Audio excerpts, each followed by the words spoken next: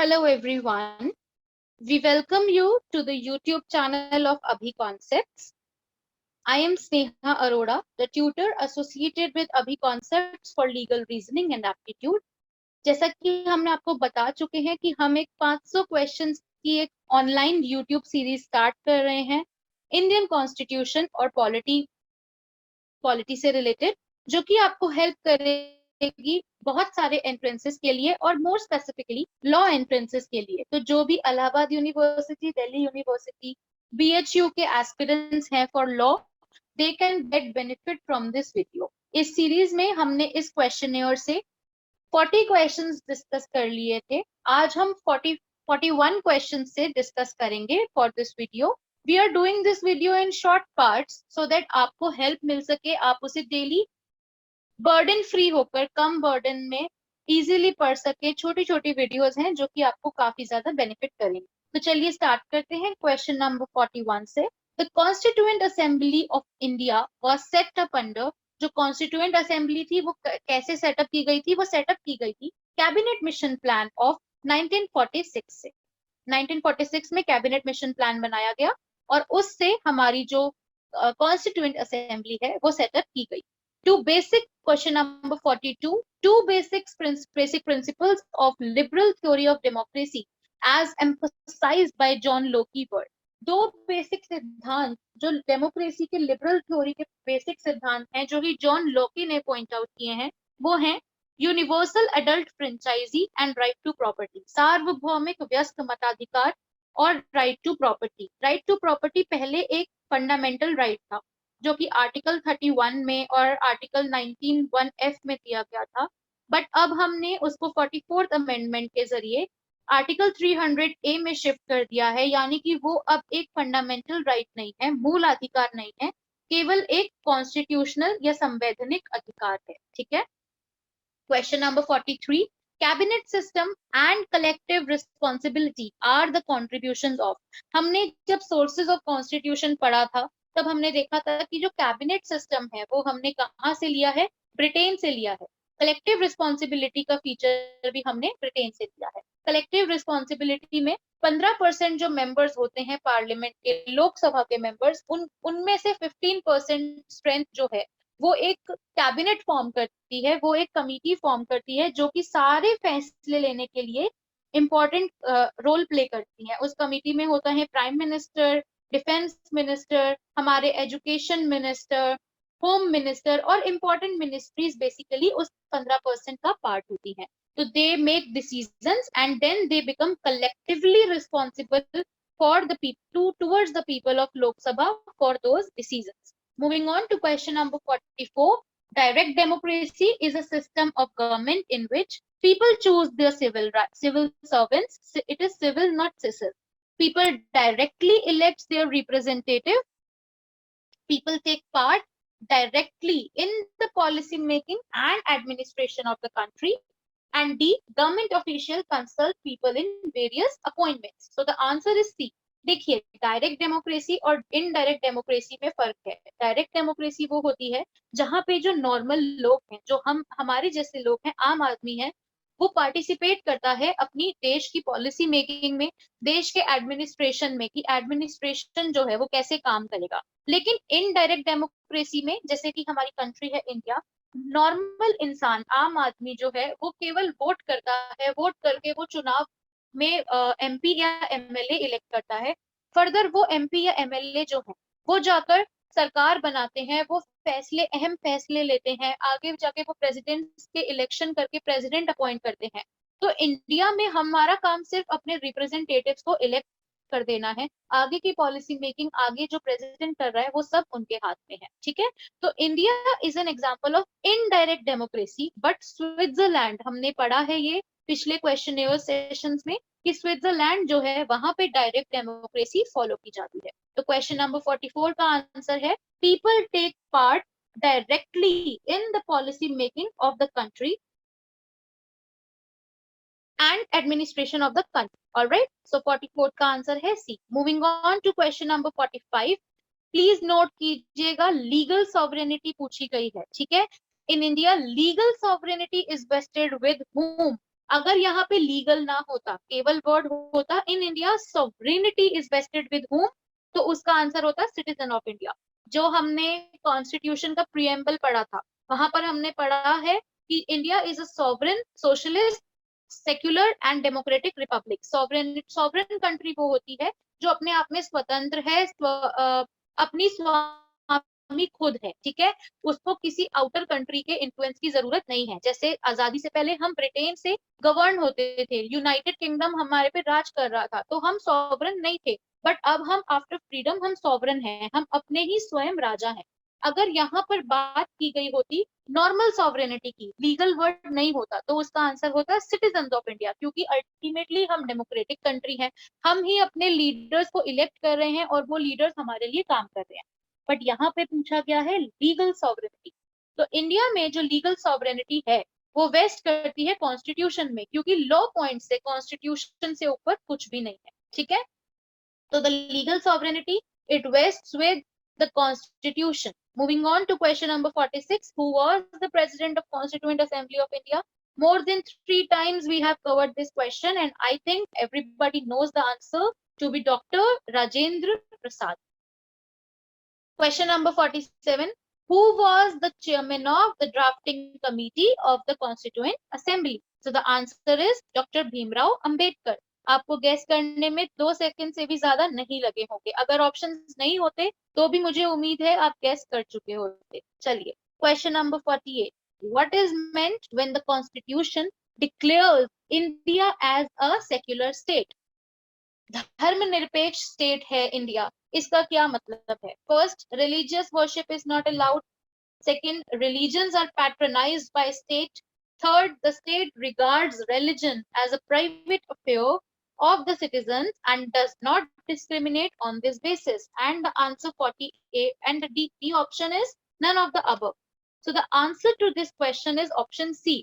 हमारी कंट्री में ना सरकार का कोई धर्म है, ना भारत का अपना कोई धर्म है, ना धर्म की कोई सरकार, ठीक है। तो जितने भी धर्म है उन सबको बराबरी के दर्जा दिया जाएगा, बराबरी से ट्रीट किया जाएगा, और किसी के भी साथ धर्म के अनुसार या धर्म के नाम पर भेदभाव जो है, डिस्क्रिमिनेशन जो है, वो नहीं किया जाएगा। तो सेक्युलर स्टेट यानी कि एक धर्मनिरपेक्ष राज्य का मतलब है the state that regards religions as a private affair of the citizens and does not discriminate on this basis. Question number 49. January 26 selected as the date of inauguration of the constitution because, ये बहुत ही खूबसूरत सवाल है, बहुत ही अच्छा सवाल है, जिसमें काफी लोगों को इसका जवाब शायद पता होगा, लेकिन अगर नहीं पता तो हम इस क्वेश्चन में जान लेंगे। 26 जनवरी को हमने डेट फॉर इनॉग्रुएशन ऑफ कॉन्स्टिट्यूशन के लिए क्यों चूज किया? हमारा कॉन्स्टिट्यूशन तो 26 नवंबर 1949 को बनके रेडी था। हम चाहते तो हम अगले ही दिन से इम्प्लाई कर सकते थे, कंट्री में उसको एप्लीकेबल बना सकते थे, बट हमने नहीं किया। क्यों?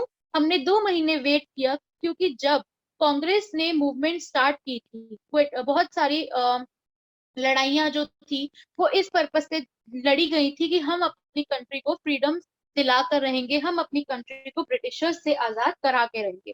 तो 1930 में कांग्रेस की जब मीटिंग हुई, ठीक है, उसमें उन्होंने ये देखा था कि हम 26 जनवरी 1930 को अपने देश को आजादी दिला देंगे। तो इस डेट को ऑब्जर्व किया गया था कि हम इस दिन इंडिपेंडेंट हो जाएंगे, पर हम इंडिपेंडेंट नहीं हो पाए, हमें और भी 15 साल लग गए इंडिपेंडेंट होने में। तो जब हम इंडिपेंडेंट हुए, हमारे कॉन्स्टिट्यूशन मेकर्स ने, कॉन्स्टिट्यूशन फोर फादर्स ने यही डिसाइड किया कि 26 जनवरी को हम अपनी कंट्री में अपना कॉन्स्टिट्यूशन जो है वो इनॉग्रेट करेंगे, ठीक है। चलिए, question number 50, the unitary system of government possesses which of the following advantages? unitary system क्या होता है? unitary system जैसे हमारी कंट्री में तो डुअल गवर्नमेंट है ना, एक गवर्नमेंट स्टेट की है, एक गवर्नमेंट कंट्री की है, यानी कि सेंट्रल गवर्नमेंट है। दोनों की अपनी अपनी कुछ सीमाएं हैं, राजनीतिक सीमाएं हैं, जिनके अनुसार वो काम करती हैं, जिनके अकॉर्डिंग उनके ऊपर कार्यभार है ना। हमने डिस्कस किया है कि स्टेट लिस्ट में जितने भी काम हैं वो सारे स्टेट की गवर्नमेंट करेगी, और जो यूनियन लिस्ट में जितने भी काम हैं वो सारे यूनियन यानी कि सेंट्रल गवर्नमेंट करेगी। कुछ काम ऐसे हैं जिन पे दोनों का राज चलेगा, लेकिन ओवर पावर उसमें यूनियन गवर्नमेंट करेगी या सेंट्रल गवर्नमेंट करेगी। यूनिटरी सिस्टम होता है जब एक ही तरह की सरकार हो, ठीक है ना, एक ही तरह की सरकार हो, राज्य स्तर पे सरकार ना हो या केवल केंद्र सरकार प्रेजेंट हो। तो अगर किसी देश में यूनिटरी सिस्टम ऑफ गवर्नमेंट है तो उसके क्या एडवांटेज है? Greater adaptability. क्या ग्रेटर एडेप्टेबिलिटी हो पाएगी जब एक ही तरह की सरकार सत्ता में बैठी है? तो कोई ओपिनियन तो आ ही नहीं पाएगा ना दूसरे स्टेट्स का कि उनकी क्या जरूरत है, उनके क्या सुझाव है। तो पूरा जो कंट्री का एडमिनिस्ट्रेशन है वो एक पर्टिकुलर माइंडसेट के हाथ में बंद कर रह जाएगा। बी इज स्ट्रॉन्ग स्टेट, कि जो स्टेट है, स्टेट से यहाँ पे मतलब है सेंटर, जो कंट्री की गवर्नमेंट है, पावर है, गवर्नमेंटल पावर है, वो हम स्टेट यहाँ पे पढ़ रहे हैं, तो वो स्ट्रॉन्ग हो जाएगा, है ना। थर्ड ऑप्शन है ग्रेटर पार्टिसिपेशन बाय पीपल। मान लीजिए कि कोई ऐसी ऐसी गवर्नमेंट आ जाती है जो कि लोगों की सुन ही नहीं रही है, तो क्या यूनिटरी सिस्टम में वो एडवांटेज मिलेगा कि लोग ज्यादा से ज्यादा पार्टिसिपेट कर पाएंगे? नहीं कर पाएंगे। Lesser chances of authoritarianism. Authoritarianism होता है कि किसी एक का राज चलना, राजतंत्र कह लीजिए आप इसको, ठीक है। बेसिकली अगर एक ही सरकार आ गई तो उसका अपना ही राज चलता रहेगा, उसे अपोज करने वाला कोई नहीं होगा, रोकने वाला कोई नहीं होगा। तो ये सब तो डिसएडवांटेज हो गए ना। केवल एक ही एडवांटेज मिला जो कि है स्ट्रॉन्ग स्टेट का, कि जो स्टेट है, जो बेसिक गवर्नमेंट है, उसके पास बहुत सारी पावर्स आ जाएंगी। तो यूनिटरी सिस्टम ऑफ गवर्नमेंट के बेनिफिट्स क्या है? कि जो स्टेट है यानी कि जो केंद्र सरकार है या जो सेंटर है, जो गवर्नमेंट है, वो बहुत पावरफुल हो जाती है। Question number 51, which one of the following is not an element of the state? इनमें से कौन सा जो पार्ट है वो एक स्टेट का एलिमेंट नहीं है? ठीक है, अब जो स्टेट है हमारा, गवर्नमेंट है, ये स्टेट है, जो स्टेट्स होते हैं उसमें population is a factor, land जमीन एक फैक्टर है, गवर्नमेंट इज अ फैक्टर, पर वहां का फैक्टर आर्मी नहीं है, ठीक है। तो army is the answer, it is not an element of the state. Who was the chairman of drafting committee of Constituent Assembly? Dr. Bhimrao Ambedkar. Very simple question and it's very simple answer. The concept of sovereign parliament originated in, the answer is England. कि parliament sovereign है, ये concept कहां से आया? England से आया। Question number 54, who is considered as the architect of the Indian Constitution? Again the answer is Dr. Bhimrao Ambedkar. बहुत सारे लोगों ने कॉन्स्टिट्यूशन बनाने में काम किया, लेकिन जो उसके महत्वपूर्ण सबसे इंपॉर्टेंट कड़ी थी, सबसे इंपॉर्टेंट हिस्सा थे, वो थे डॉक्टर भीमराव अंबेडकर, क्योंकि उन्होंने सबसे इंपॉर्टेंट ड्राफ्टिंग की थी, पूरा उसको जो पॉइंट्स थे, जो पॉइंट ऑफ कंसिडरेशन थे, उनको फ्रेम किया था, ड्राफ्ट किया था। तो that is why he is known as the architect of the Indian Constitution. Question number 55, the concurrent list in Indian Constitution is adopted from the Constitution of Australia. Australian constitution से हमने कुछ concepts लिए हैं, जिसका एक जैसे residuary form of government, residuary form of government is from Canada. Concurrent list से हमने जहां से हमने ली है वो है ऑस्ट्रेलिया। ऑस्ट्रेलिया से हमने कॉन्करेंट लिस्ट का फीचर अडॉप्ट किया है। Alright, question number 56, when was the Indian constitution adopted? जब हमने प्रीवियसली ये क्वेश्चन डिस्कस किया था, जब भी वर्ड आएगा अडॉप्टेड, एनेक्टेड या we gave to us the constitution, तो आंसर होगा 26 नवंबर 1949। अगर लिखा होगा कि when did the constitution came into the force, तो आंसर होगा 26 जनवरी 1950। क्यों? अभी हमने ऊपर डिस्कस किया है इसका आंसर, बिकॉज उस दिन, उस तारीख को हमने 1930 में एक स्वतंत्र भारत का सपना देखा था। चलिए, question number 57, the mind and ideals are reflectors of the constitution are reflected in, जो mind एंड आइडियल्स हैं जो कि हमारे कॉन्स्टिट्यूशन के रिफ्लेक्शंस हैं, वो कहाँ पर रिफ्लेक्टेड हैं? इस क्वेश्चन में कुछ एरर है, बट इस क्वेश्चन का मीनिंग यही है कि जो मेन आइडियल्स थे कॉन्स्टिट्यूशन मेकर के, वो कहाँ पर इंसर्टेड हैं, कहाँ पर डाले गए हैं? तो वो हमें मिलते हैं प्रीएम्बल में। जब हम पेड क्लास में इस बारे में डिस्कस कर रहे थे, तो मैंने ये चीज डिस्कस भी की थी कि जो प्रीएम्बल है उसमें जितनी भी चीजें लिखी हैं उसके अगेंस्ट हम अपनी कंट्री में कोई भी प्रोविजन जो है, कोई भी प्रोविजन हम उसके अगेंस्ट में नहीं बना सकते। इन द केस ऑफ रे बेरुबारी के केस में कहा गया था कि प्रियम्बल जो है वो पार्ट ऑफ कॉन्स्टिट्यूशन नहीं है, वो सिर्फ एक ब्लूप्रिंट है कि कॉन्स्टिट्यूशन में क्या क्या कंटेंट है। लेकिन उसके कुछ साल बाद 1973 में one of the most important and most beautiful judgment of Indian supreme court आई, जो कि थी Keshavananda Bharati versus state of Kerala 1973 supreme court. उस जजमेंट में ये कहा गया 13 जजेस की बेंच की जजमेंट है, और आज तक 13 जजेस का बेंच किसी भी केस में उसके बाद नहीं बैठा। So the biggest bench sat in that judgment and they pronounced that preamble is not is a part, it is a part of constitution and it is a basic structure doctrine, ये मूल ढांचा है जिसके against आप कुछ भी action नहीं ले सकते। आपको प्रियम्बल को हमेशा दिमाग में रखना पड़ेगा।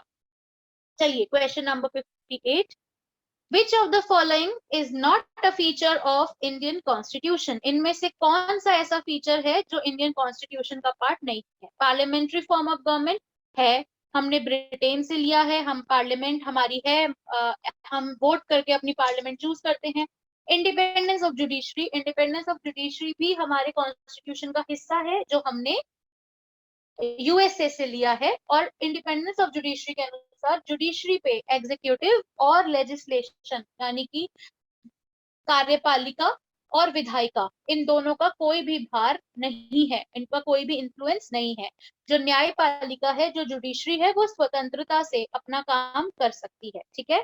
Third is presidential form of government and fourth is federal government. India में फेडरलिज्म है, फेडरल गवर्नमेंट है, डुअल पॉलिटी है। राज्य सरकार का काम राज्य सरकार करती है, केंद्र सरकार का काम केंद्र सरकार करती है। तो हमारे पास पार्लियामेंट्री फॉर्म ऑफ गवर्नमेंट है, इंडिपेंडेंस ऑफ जुडिशरी भी है और फेडरल गवर्नमेंट भी है, संघवाद भी है। हमारे पास क्या नहीं है? प्रेसिडेंशियल फॉर्म ऑफ गवर्नमेंट, क्योंकि हमारे प्रेसिडेंट जो है वो केवल एक नॉमिनल हेड है। ठीक है, वो हेड ऑफ द रिपब्लिकन है, वो हेड ऑफ द नेशन है, but he is a nominal head because हम पढ़ेंगे कि कॉन्स्टिट्यूशन में प्रेसिडेंट जो है वो aid and advice of council of ministers से बाउंड होते हैं। ठीक है। चलिए question number 59, what is the basis of classification of government as unitary and federal? Unitary और फेडरल गवर्नमेंट जो है वो किस बेसिस पे आप क्लासिफाई करेंगे? यूनिटरी गवर्नमेंट होती है जो गवर्नमेंट केवल एक हो, सेंटर की तरफ बायस्ड हो। फेडरल गवर्नमेंट वो होती है जो गवर्नमेंट राज्य स्तर पर भी हो और केंद्र स्तर पर भी हो। ठीक है ना। तो इन दोनों की बेसिस क्या है, इन दोनों में डिफरेंस का क्लासिफिकेशन क्या है, वो हम जानेंगे इस क्वेश्चन में। ठीक है। क्वेश्चन नंबर 59, क्वेश्चन नंबर 59 का आंसर है relationship between centre and state.